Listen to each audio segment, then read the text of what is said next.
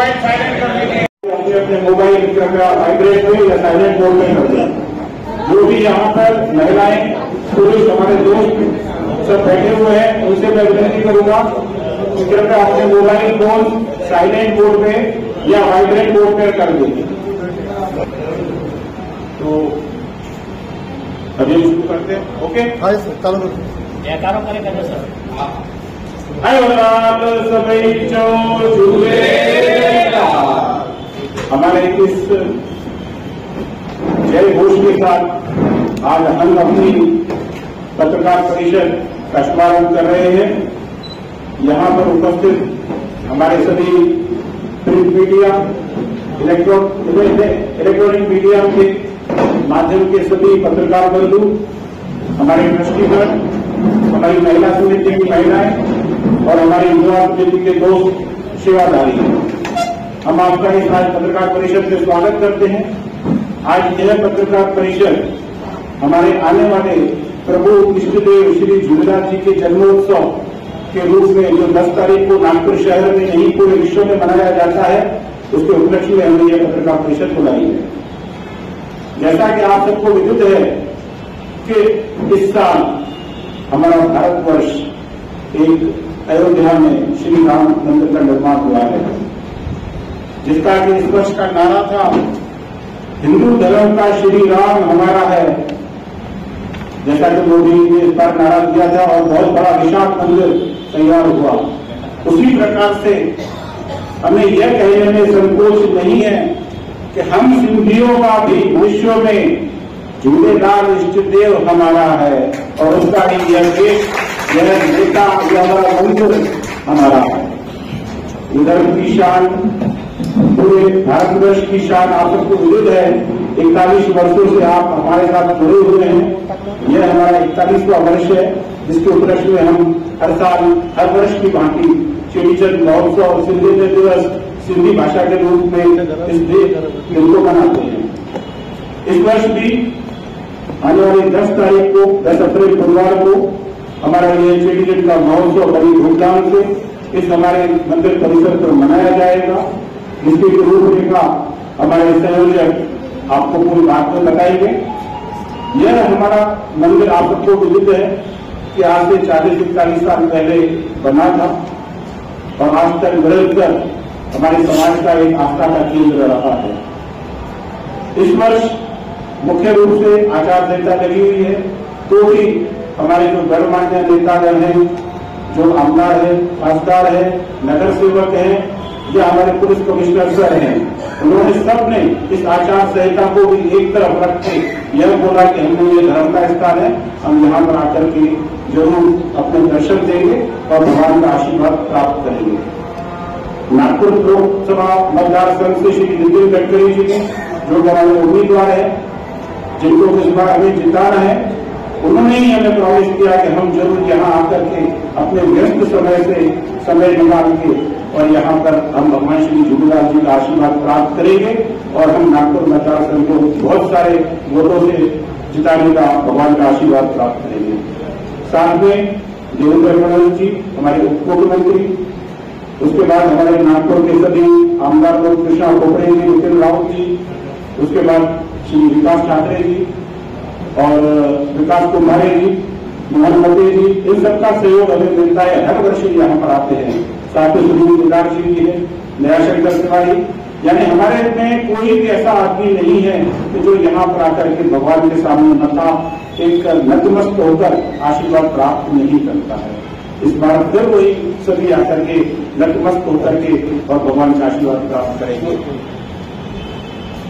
श्री नागपुर के police commissioner Shri Ravindra Kumar Singhal जी, जो हमारा एक परंपरा रही है कि शोभा यात्रा का शुभारंभ हमेशा नागपुर के पुलिस कमिश्नर के हस्ते होता है, वही नागपुर के पुलिस कमिश्नर श्री रविंद्र सिंघल जी यहाँ आकर के शोभा यात्रा का शुभारंभ करेंगे।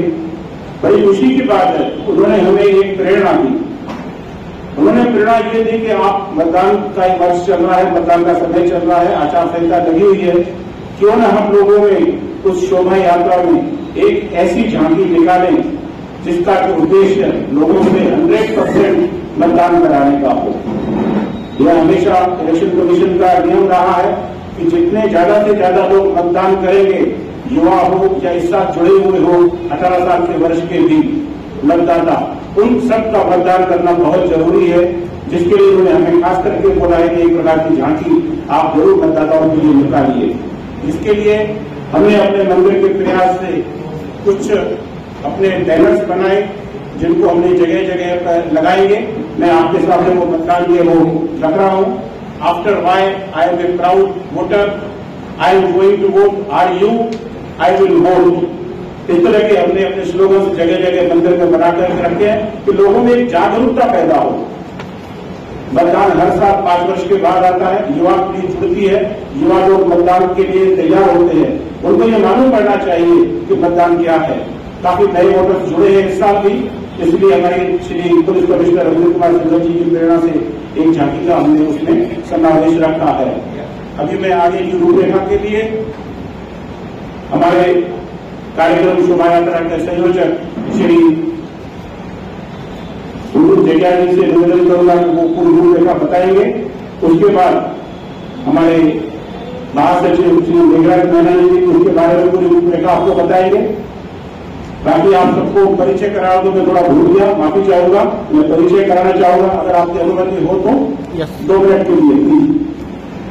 यहाँ पर हमारे मौजूद है कार्यकर्ता श्री नाना आहूजा, जोरदार इनका तालियों से स्वागत किया जाए। ये हमारा पूरी तकनीकी का डिपार्टमेंट संभालते हैं प्रदीप जी जेसवानी। ये नंबर प्रसाद शोभा यात्रा उद्घोष में साथ में करते हैं। उसके बाद पीछे सोनू मंगानी, ये भी हमारे शोभा यात्रा के सहयोगी हैं। साथ में सुधीर जग्या जी हमारे सहयोगी हैं पूरी शोभा यात्रा के, वो पूरा कार्यक्रम उनकी देखरेख में होता है। उसके बाद विजया रामानी, इंदिरा रामानी जी हमारे सीए साहब हैं और ये हमारे ट्रस्टी हैं। दूसरा मेघराज मीना जी इस संस्था के महासचिव, और मैं रमेश जेसवानी अध्यक्ष आपका स्वागत करता हूं। मेरे दाएं तरफ बैठे हुए हमारे इस संस्था के महंत श्री नंदलाल जी ठाकुर। उसके बाद हमारे दूसरे ट्रस्टीगण श्री मनोज जी मोरानी, वो भी पेशे से सीए हैं। उसके बाद श्री सतीश जी मीरानी, वो भी हमारी संस्था के ट्रस्टीगण हैं। उसके बाद श्री कंवल जी अडवाणी, वो भी हमारे संस्था के ट्रस्टीगण हैं, युवाओं बनते हैं। उसके बाद हमारे वरिष्ठ श्री मनोहर जी कुशलानी, जो हमारी संस्था के स्वयं कोषाध्यक्ष हैं। बाकी हमारे यहाँ पर आई महिला समिति की सभी महिलाएं उपस्थित हैं। मैं उनका नाम तो नहीं दे सकता, पीछे सॉरी लगे नाम भूल गया। राजू बिरानी हमारी सेवादारी मंडल के सेवादारी हैं, और मधु बिरानी तीनों हमारी सेवादारी मंडल के युवा समिति के कार्यकर्ता हैं। साथ में मैंने शुरू करा था महिला समिति की ओर से। महिला समिति में एक को छोड़ के बाकी मैं सबको तो पहचानता हूँ, मेरी धर्मपत्नी श्री सुधा जेसवानी और रत्ना जी खुशाबानी, सविता खुशाबानी, ज्योति मंगलानी हमारे भूतपूर्व अध्यक्ष श्री स्वर्गीय श्री मनोहर मंगला जी की धर्मपत्नी, और लता विश्वानी जो काफी सालों से जब मैं सेंट्रल सिटी पंचायत में मेरे साथ जुड़ी हुई थी, बहुत कार्य करती थी। कृपया अपना आपका परिचय खुद देगी तो अच्छा हो जाएगा। कृपया खड़े होकर के 2 मिनट के लिए।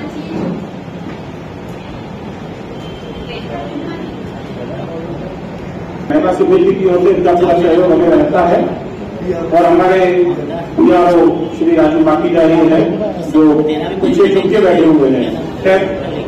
आइए मैं निवेदन करूंगा हमारे शोभा यात्रा के संयोजक श्री सुनील कुमार जी जग्या जी से कि वो आपको शोभा यात्रा की पूरी रूपरेखा आपके सामने बताएंगे।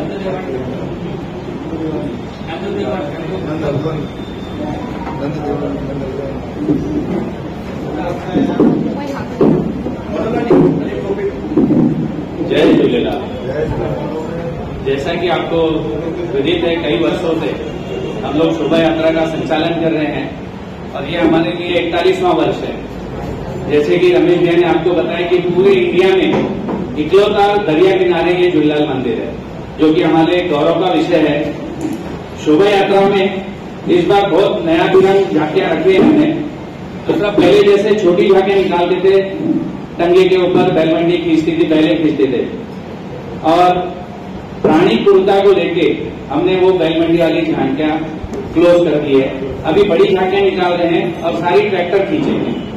जैसे कि झांकियों इसमें नृत्य पथक वगैरह भी रहेंगे, कच्ची घोड़ा है, बाहुबली है, शिव तांडव है, और जो बड़े हनुमान जी होते हैं जो चलेंगे वो है, कच्ची सरस्वती बैंड है।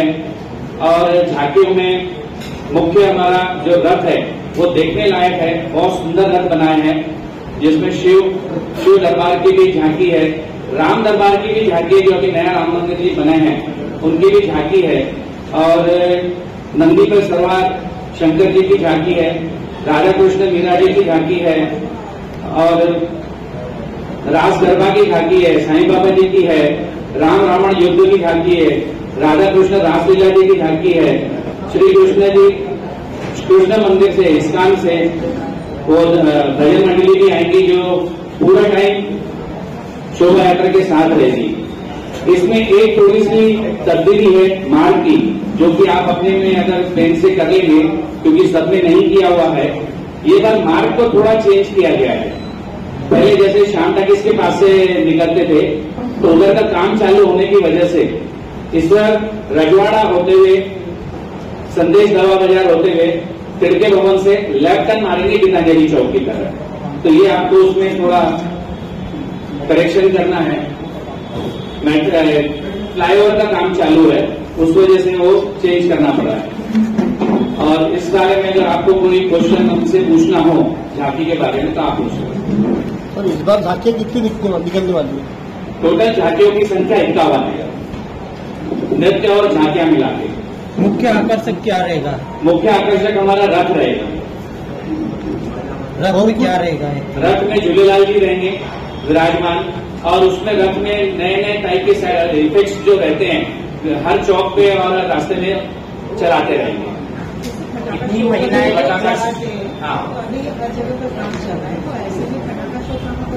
और नए इफेक्ट्स रखे हैं, जैसे बलून वगैरह का भी रखा है, और जो पन्ने और पेपर शो होता है वो भी रखा हुआ है, धुआं जो छोड़ते हैं वो भी रखा हुआ है, पटाखे के जो ऊपर शॉट छोड़ते थे उसको कम किया गया। कलश यात्रा भी इस बार निकाल रहे हैं, और कितनी महिलाएं सहभाग हो रही हैं? 51 महिलाएं उसमें सहभाग हो रही है, जो कि पूरे मार्च में हमारे साथ चलेंगे, एक ही साड़ी पहनकर। एक मिनट, इसमें कोई बैनर लगा था, आचार संहिता का भंग हुआ, तो उसके लिए आपके पास क्या नियोजन है? नहीं, हमने उस बारे में बहुत स्ट्रिक्ट रखा है, क्योंकि हमें अपने जो कमिश्नर जी है उन्होंने भी इस बारे में हमको आगाह किया है कि नेता और ये वोट के बैनर ये नहीं होना चाहिए, इसलिए हमने उस चीज को बहुत स्ट्रिक्टली बैन कर रखा है। महिला अभिषेक किसके हाथों से होगा? ये इस बार हमारा जो अभिषेक है, हमारे संस्था के अध्यक्ष और महासचिव श्री मेघराज जी नैनानी और हमारे महंत जी और मैं, ये हम सब मिलके करते हैं अभिषेक सवेरे 6 बजे। सुनील जी, एक चीज यहाँ देखी जाती है हमेशा से, जैसे इस बार तो आपको जानवरों के ऊपर में एक तो प्रतिबंध होने की वजह से बैलबंडियों के न लेते हुए एक्स पे या टाटा वगैरह गाड़ियों पे लेकिन जनरेटर में अक्सर देखा गया है कि बायोडीजल की जगह जो साधारण डीजल होते हैं जिससे पर्यावरण को नुकसान होता है वो हर बार निकाले जाते हैं। पिछले बार भी ये निकाला गया था, जबकि मंडल ने ये कहा था कि इस बार हमने स्ट्रिक्टली मना किया है। इस पर आप क्या ध्यान दे रहे हैं प्लीज? इस बार बायोडीजल के जनरेटर्स हमको कम मिले हैं, तो इस बार कुछ जनरेटर वैसे भी रहेंगे। हमने काफी कोशिश की कि हमें सारे जनरेटर मिल जाए, लेकिन काफी जगह प्रोग्राम होने की वजह से हमें कम मिले हैं। फिर भी हमने कोशिश की कि बायोडीजल के ही चले। यह आपका एक अच्छा प्रश्न है। तो पर्यावरण को बचाने की दृष्टि से हमारा यह भरसक प्रयास रहा है कि हम जनरेटर के रूप में बायोडीजल यूज करें, प्रयोग करें। लेकिन क्या है कि नागपुर शहर में इतने हमें जनरेटर उपलब्ध नहीं हो पाते हैं, जिसके कारण मजबूरीवश हमें 4 या 5 जनरेटर डीजल के रूप में लाने ही पड़ते हैं। अन्यथा हम पर्यावरण की दृष्टि से, ये हमारा बाजू में गांधी सागर है, वहां पे आप देखेंगे पत्रकार महोदय को सबको मालूम है, हमारे पूरी जगह बैनर लगे हुए हैं। चाहे जब गणेश विसर्जन होता है, माता दुर्गा का विसर्जन होता है, तो यहाँ पर्यावरण की दृष्टि से हम किसी को भी, निर्मालय को भी बिल्कुल यहाँ का विसर्जन करने नहीं देते हैं। इवन बहराणा साहब की जो भी पूजा होती है उसका भी सिर्फ हमारा जो मछलियों को खिलाने के लिए आटा वगैरह रहता है, जिससे कि पर्यावरण दूषित नहीं होता है, उसका ही विसर्जन करते हैं। बाकी किसी भी प्रकार का फूल, हार, प्रसाद का हम निर्माण अलग करके और उसको कारपोरेशन फायर दे करके जब पन्नियों में बांध करके ले जाती है, तो हम पर्यावरण का बहुत ज्यादा ख्याल रखते हैं। ये आपका बहुत अच्छा प्रश्न है, जिसका कि शायद मैंने आपको सही उत्तर दिया होगा, ताकि आप चिलचिलाती धूप है और ऐसे में हमारी युवा समिति, हमारी महिला मंडल, सब कुछ तो आपको उन्होंने बता दिया है। जो मुझे बताना है वो ध्यान से सुनिए कि भगवान कृष्ण ने अर्जुन को कहा, अर्जुन जब जब धर्म की हानि हुई है, अधर्म बढ़ा है, तब मैंने किसी न किसी रूप में अवतार लिया है। सत्ययुग में नरसिंह अवतार लिया,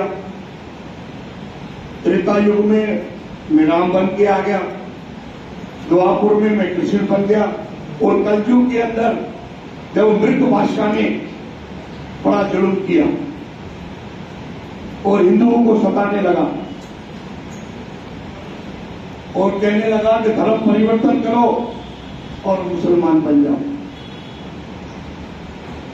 तब जितने भी हिंदू थे वो बादशाह को कहने लगे, हमको 3 दिन की मोहलत दो, हम अपने दरिया किनारे, क्योंकि जल के प्रति वर्ण अवतार मेरे झूलेलाल जी हैं, नाम उनका झूलेलाल नहीं है, वो जल के देवता है।